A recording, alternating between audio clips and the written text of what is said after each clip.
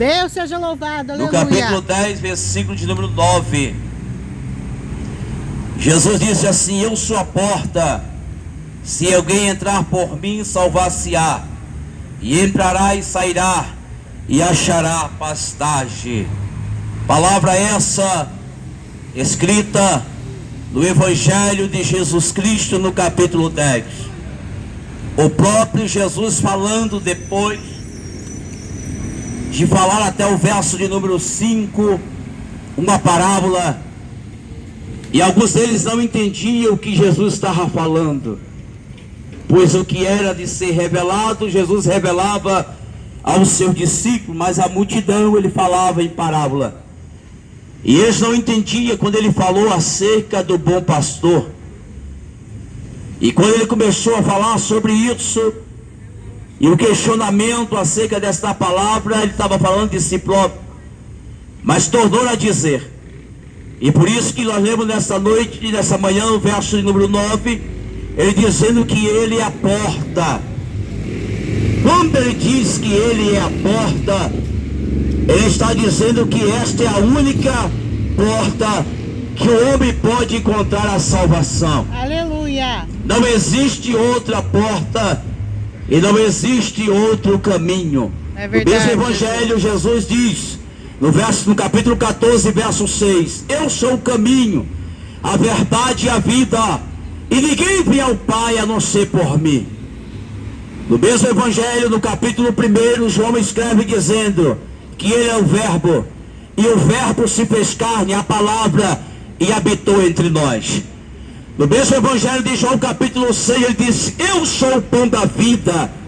Quando Jesus está falando isso, ele está falando para uma multidão, para pessoas que estão te ouvindo. Jesus nunca lançou palavra ao vento. Toda vez que ele abriu a sua boca, ele lançou palavra ao ser humano, aos ouvintes da sua palavra. Em alguns trabalhos de Jesus Cristo, que não foi em grandes púlpitos, e nem em alguns congressos, mas na beira do mar, Jesus também pregava para uma grande multidão. E o lugar que Jesus estava pregando em cima de um barco, a multidão ouvia a sua palavra. No Evangelho de Jesus Cristo, nós escrevemos no capítulo 4 também, Jesus está dizendo para uma mulher que estava à beira de um poço apanhar água: se alguém beber dessa água, tornará a ter sede. Você está dizendo, mas a água que eu lhe der nunca mais será sede, porque fará em você uma fonte de água jorrar para a vida eterna. Jesus está dizendo que ele é o pão. Jesus está dizendo que ele é a água da vida, aquela que saciará a sede do ser humano. Ou seja, se o homem está perdido, conhecendo Jesus Cristo, ele será transformado pelo poder da sua palavra. E quando Jesus está anunciando a palavra, ele está dizendo que a obra dele é essa: fazer a vontade daquele que o enviou. Ou seja, quem enviou o nosso Senhor Jesus Cristo a essa terra? O nosso Deus. A Bíblia diz que Deus amou o mundo de tal maneira que deu o seu Filho unigênito, para que todo aquele que nele crer não pereça, mas tenha vida eterna. Por que Deus enviou o seu Filho a este mundo? Por um propósito: para buscar e salvar aquele que se havia perdido. Aleluia. Por que Deus enviou o seu Filho a este mundo? Porque a Bíblia diz no livro de Gênesis capítulo 3, que quando Adão e Eva pecam perante o Senhor, a Bíblia diz que vendo eles que estavam nus, eles se escondem. No virar do dia, Deus aparecia a Adão e a Eva todos os dias. E naquele dia Deus aparece a Adão e Adão está se escondendo. E quando Deus chama por Adão, Adão se esconde e diz: Senhor, me escondi. Por quê? Porque Adão já estava conhecendo o pecado. Adão já estava conhecendo acerca do mal e do bem também. Por conta da desobediência à palavra e à voz do nosso Deus. Por causa de Adão e Eva, o pecado se alastra sobre a face da terra, alcançando toda a humanidade. A Bíblia diz, aleluia, que a Bíblia vem falando que o mundo é tomado pelo pecado a ponto de começar a se destruir um aos outros. Como a Bíblia diz que o próprio irmão Caim mata seu próprio irmão Abel, aleluia, por causa da inveja, a maldade, o pecado começa a se multiplicar sobre a terra. Deus olha para a terra e aí Deus resolve destruir toda a raça humana, porque o pecado estava fedendo as suas narinas. Mas a Bíblia diz que Deus olha do céu também e encontra um homem justo por nome de Noé. Este homem agora ouve a voz de Deus e começa a fazer uma grande obra. Essa obra, Noé começa a construir a arca que traria libertação para aqueles que ainda estavam concebendo a palavra do nosso Deus. Mas a Bíblia diz que o povo zombava, que o povo ali ria de Noé, e quando Noé construía a arca e dizia: vai haver um dilúvio sobre a terra, vai haver um derramamento de água sobre a terra, e aquela água ia destruir toda a raça humana. Noé não parou porque o povo zombava, Noé não parou porque o povo não acreditava, porque a Bíblia diz que assim como foi nos dias de Noé, assim também será a vida do Filho do Homem. Noé prevalecia construindo a arca, e a Bíblia diz que apenas Noé, aos seus filhos, a sua esposa e as suas noras foram salvos do dilúvio. Porém, ele sendo salvo ainda permanece sobre a terra o projeto de Deus, um ser humano, aquele que Deus não construiu do pó da terra e soprou sobre ele o fôlego de vida, porque ainda que as coisas da terra foi destruída por conta da água, o projeto de Deus, que é o homem, jamais poderia ser destruído. Aleluia, Deus. E não sendo destruído, porque Deus ainda poupou a vida de Noé e a sua família, agora o homem começa a se multiplicar de novo sobre a terra. Porque essa foi uma das obras mais maravilhosas que Deus fez, foi um ser humano. É verdade. E Deus o fez para que ele o servisse. E Deus o fez para que ele o adorasse. E Deus o fez para que ele caminhasse nos seus caminhos. Mas entendemos, por causa de Adão, o pecado se multiplicou e contaminou toda a terra. E não havia sequer ninguém justo sobre a face da terra. O apóstolo Paulo escreve em Romanos capítulo 3, e versículo 23, todos pecaram e destituídos estavam da glória de Deus, todos estavam longe da presença, porque o pecado fazia divisão entre Deus e o homem. Mas a Bíblia também diz que Deus levantou vários homens no Antigo Testamento, homens que foram fiéis e chamados até de amigo, como Deus chamou Abraão de amigo, homens que foram sinceros diante do Senhor. Mas eram homens como nós também, que falhava, que pecava também. Mas a Bíblia diz, aleluia, que estes homens falharam e jamais eles poderiam fazer com que nós pudéssemos ser alcançados e chegarmos perto de Deus, porque todos estavam afastados. A Bíblia Sagrada vem nos dizendo que quando esses homens vêm, aleluia, governando o povo, aleluia, para que o povo fosse alcançado perdão, era necessário que houvesse sacrifício de animal. E quando havia sacrifício, o perdão do povo era perdoado. Mas aí deveria fazer mais sacrifício de novo. Mas a Bíblia Sagrada vem dizendo, o profeta Isaías, escrevendo acerca do Messias, do menino que vinha ali sobre a terra, e o seu nome seria maravilhoso, Deus forte, Pai da eternidade, príncipe da paz. Isaías escreve bem antes que Jesus nascesse, mas a Bíblia vem dizendo que ele vem, e ele vem pela obra do Espírito Santo, e é gerado dentro de uma mulher por nome de Maria, mulher essa agraciada por Deus, uma mulher que por Deus olhou do céu e achou graça e colocar o seu filho dentro do seu ventre. Maria não tinha contato nenhum com o homem, pois ainda estava no período ainda de casamento com José. Mas a Bíblia Sagrada diz que Jesus nasce, e quando Jesus nasce, já começa ali a perseguição, já começa ali alguém querendo parar para que nós alcançássemos o perdão e a salvação por meio de Jesus Cristo, porque só Ele, homem perfeito, homem que sincero, foi fiel a Deus aqui na terra, mesmo quando a angústia da morte estava tomando a sua alma, o seu coração no monte, enquanto orava, ele disse: Pai, se possível for, passa de mim esse cálice, mas todavia não seja como eu quero, porque Jesus tinha uma missão a fazer aqui nessa terra. Glória a Deus, ninguém aleluia. consegue entregar a sua vida por amor a alguém, por amor ao próximo. Aleluia. Geralmente quando alguém nos deixa chateado, logo ficamos intrigados e não queremos nem falar com essa pessoa.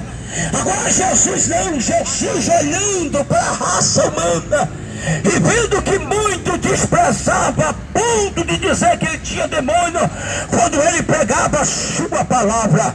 Mas a Bíblia é fiel em dizer, quando a Bíblia vem dizendo em Lucas capítulo 19, que Jesus está entrando com uma multidão dentro de uma cidade, e de repente está um homem pecador, desprezado, salteador, roubava a sociedade. Ele observa e vê que Jesus está chegando àquele lugar, e de repente, porque ele era tão baixo, não conseguia ver por causa da multidão, a Bíblia diz que ele sobe em uma figueira brava, e ele vendo Jesus passando, mas Jesus já tinha visto Zaqueu, e Jesus disse: desce-te depressa, Zaqueu, porque hoje me convém pousar em sua casa. Glória a Deus, isso aleluia. É um privilégio.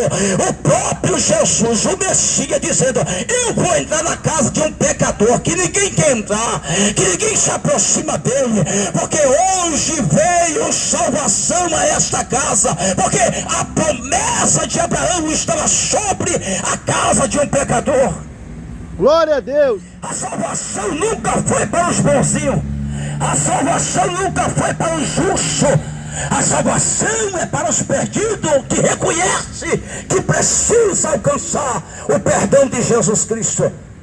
O homem pode te perdoar, mas o perdão do homem tem limite. Mas o perdão de Jesus Cristo é um perdão fiel, é um perdão sem limite. E ele não olha para você porque você está nesta manhã na situação que você está.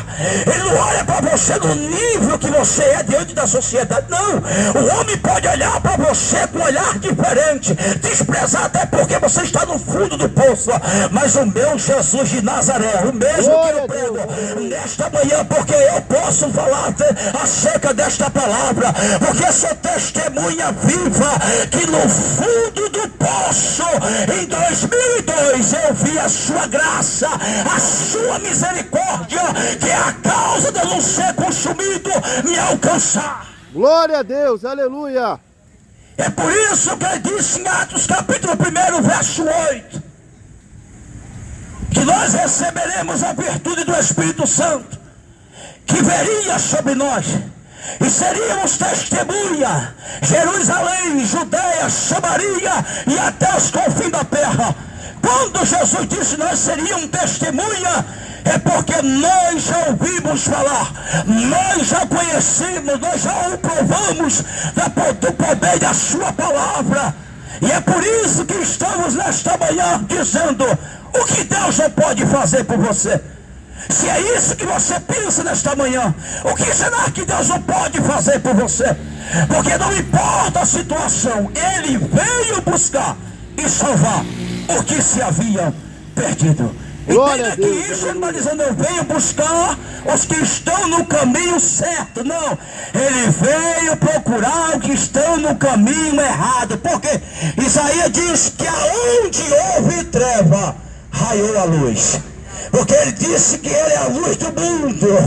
Ele disse que ele é a luz deste mundo. Olhando para o dia de hoje, o sol está brilhando, está clareando toda a terra.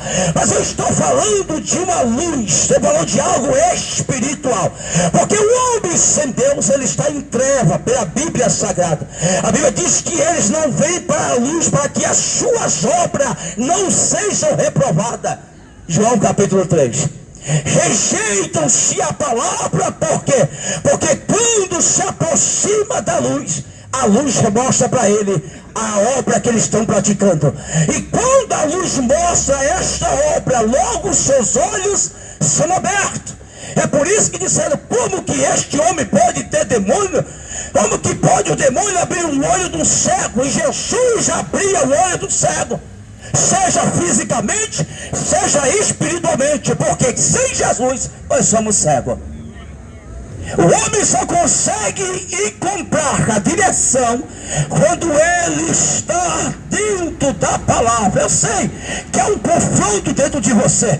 Eu sei que há uma batalha dentro de você. O que é que esse irmão está falando? Está dizendo que eu sou cego. Não sou eu, é a palavra. Se você não medita, se você não lê, pare e escute um pouquinho.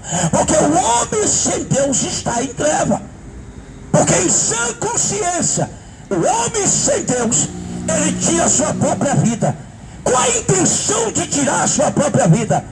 Se nós, pela Bíblia Sagrada, aprendemos que Deus não aprova o suicídio, então o homem sem consciência, em sã consciência, irmão, jamais ele vai tirar a sua própria vida. Porque quem tem o poder de parar a vida e tirar a vida é Jesus. Glória a Deus, aleluia.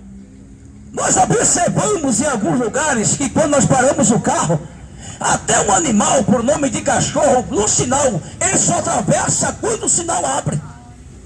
O animal que não raciocina como um ser humano, mas ele para e só passa quando os carros param. Agora nós, como ser humano, permanecemos e queremos andar em um caminho torto. Mas eu entendo que por causa do pecado nós estamos escravizados. Porque o pecado escraviza o homem, amarra, leva o homem para onde quer. Não é assim que é o escravo. O seu senhor o manda para onde quer ir. Mas a Bíblia diz que aonde habitou o pecado, superabundou a graça. E a graça é Jesus Cristo de Nazaré. E é pela graça que nós somos salvos. Não é por meio das nossas obras, não é por meio das nossas vidas, não é porque fazemos caridade, não. É pela graça de Jesus Cristo somos salvos. Glória a Deus, aleluia. E essa graça é um favor imerecido. Nós não merecia esta graça, mas por nós sermos uma obra criada por Deus, Deus agora envia o seu Filho para libertar e transformar as nossas vidas.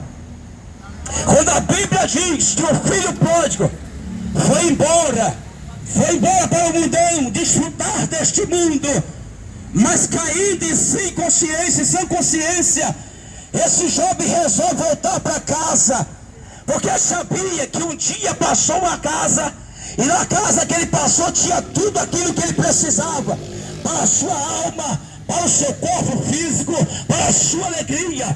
E ele põe a sua mente: eu vou voltar para minha casa, porque levantar-me-ei, e terei como pai. E pai, pequei contra o céu e perante ti, e não sou digno sequer de ser chamado teu filho. Porque quando ele resolve se levantar, é uma escolha dele. Eu posso pregar aqui o dia inteiro, virar a noite pregando, mas convencer você, receber esta palavra, eu não posso fazer isso.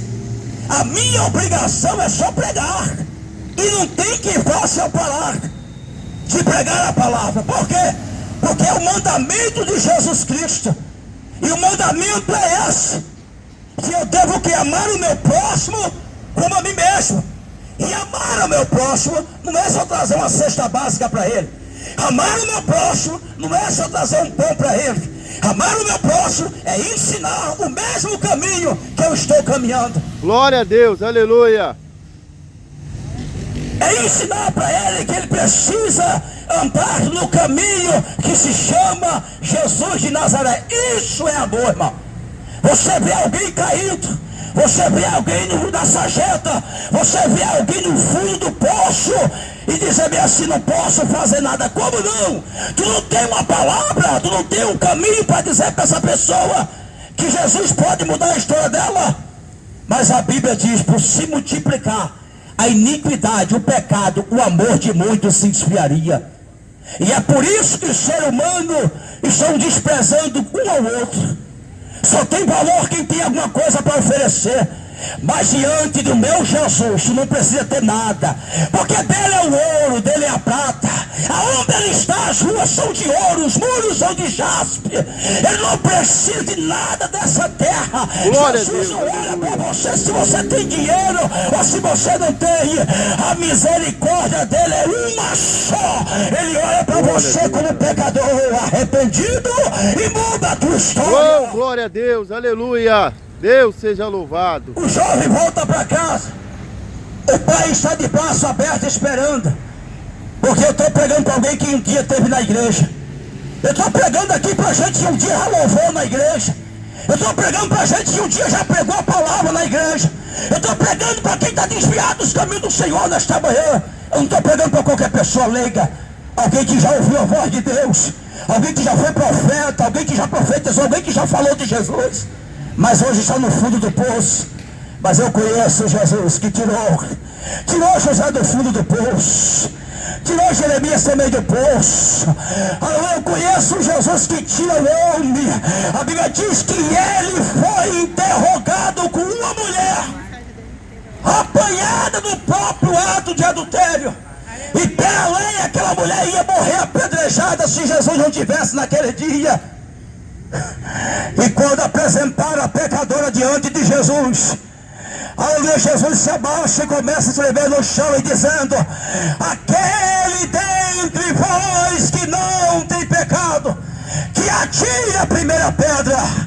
Aleluia, depois desta palavra, desde o mais novo ao mais velho, a Bíblia diz que todos se retiraram diante de Jesus.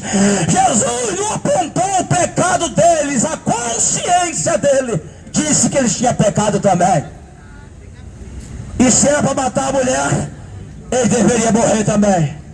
Mas Jesus não veio para matar, mas veio para dar vida e vida com abundância. E ele pergunta à mulher: dos teus acusadores? Ela disse: Senhor, ninguém me acusou. Ele disse: eu também não te condeno. Vai e não peques mais. Glória a Deus, aleluia. Falar desse Jesus, irmão, é isso. É entender que ele é aquele que perdoa. É aquele que leva o homem até Deus. Foi pela sua morte que ele trouxe nós para perto de Deus. É ele que é o canal, é ele que é a ponte que leva o homem até o Pai. Mas por causa do crescimento da raça humana, do crescimento da maldade, muitos estão presos, acorrentados, aprisionados. Mas Jesus ainda está dizendo nesta manhã: querem ser salvo, querem alcançar o perdão, querem alcançar a misericórdia. Toma uma decisão nesta manhã. Toma uma decisão. Eu não conheço outro livro senão a Bíblia Sagrada em que pode direcionar o homem para perto de Deus. Eu sei que a vaidade desta vida te prende, mas sou tão jovem. Eu também já fui jovem. Hoje tenho 43 anos. E na sua juventude eu achei que o mundo era muito bom. Na sua juventude eu achei que tudo no mundo era maravilhoso.